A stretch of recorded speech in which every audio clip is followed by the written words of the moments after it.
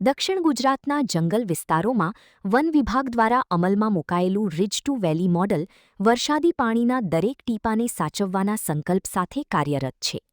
આ મોડલ હેઠળ ટેકરીઓની ટોચથી લઈને ખીણ સુધી વિવિધ જળસંચય માળખા બનાવવામાં આવ્યા છે, જેથી વરસાદી પાણીનો વ્યય અટકે અને તે જમીનમાં ઉતરીને ભૂગર્ભ જળસ્તર વધારવામાં મદદરૂપ બને. આજુબાજુના ગામડાવાળા અહીંયા ખાડા ખોદીને રોજગારી મળે છે ને સાથે સાથે આ પાણીનો સંગ્રહ થાય એટલે આજુબાજુના ખેડૂતોને પણ પાણી મળી રહે છે. જંગલમાં ચેક ડેમ તલાવડી બાંધેલી છે, તેમાં વરસાદનું પાણી સંગ્રહ થાય છે. વરસાદનું પાણી સંગ્રહ થાય છે, તે પાણી સંગ્રહ થઈને ભેજ સારી થાય છે અને કૂવા બોરમાં પાણીનું સંગ્રહ ઉપર લેવલે આવે છે.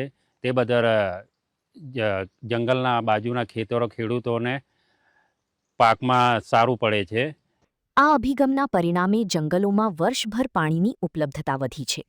પાણીના નાના મોટા સ્ત્રોતો જીવંત રહેતા વન્યજીવોને પીવાના પાણી માટે લાંબા અંતર સુધી ભટકવું પડતું નથી. જંગલ વિસ્તારની હરિયાળી જળવાઈ રહેતા જૈવ વૈવિધ્યતાને પણ પ્રોત્સાહન મળ્યું છે. બીજી તરફ ગ્રામ્ય વિસ્તારોમાં ખેડૂતોને પણ તેનો સીધો લાભ મળી રહ્યો છે. ભૂગર્ભ જળસ્તર ઊંચું આવતા કૂવા અને બોરવેલમાં પાણીની ઉપલબ્ધતા વધી છે, જેના કારણે કૃષિ ઉત્પાદન અને આવકમાં વધારો નોંધાયો છે. પશુપાલન અને અન્ય ગ્રામ્ય વ્યવસાયોને પણ નવી મજબૂતી મળી છે. વન વિભાગના અધિકારીઓના જણાવ્યા મુજબ કુદરતી સંસાધનોના સંરક્ષણ સાથે સ્થાનિક સમુદાયની ભાગીદારી આ મોડેલની સૌથી મોટી સફળતા છે.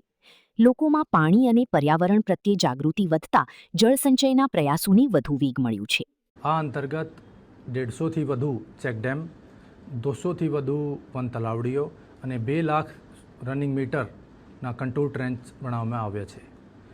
આ બધા નિર્માણથી વરસાદની પાણીનું મહત્તમ સંગ્રહ અને ભૂગર્ભ જલ કા પુનર્ભરણ સુનિશ્ચિત કરવામાં આવ્યું છે.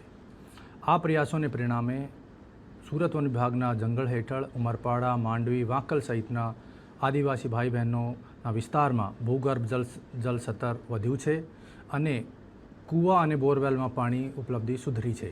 अगर हम लास्ट 5 साल की बात करें तो सूरत वन विभाग ने लगभग 580 करोड़ लीटर जितना पानी ज़मीन में उतारा है और बचाया है. और जहाँ भी हमने एसएमसी के ये काम किए हैं वहाँ देखा गया लगभग 1 से 1.5 मीटर का ग्राउंड लेवल का जो स्तर है वो बढ़ा है. और साथ ही साथ इससे लगभग अगर लास्ट 1 साल की बात करें तो लगभग 1,15,000 मैन डेज जितना हमने काम भी जनरेट किया है, जिससे स्थानिक लोगों को खास करके जो ट्राइबल इलाका है, ये ट्राइबल बेल्ट है, उनको रोज़गार मिलता है और जो माइग्रेशन है वो भी कम हो रहा है और जो उनके सोशियो इकोनॉमिक इंडिकेटर्स हैं उनमें भी इम्प्रूवमेंट हो रहा है.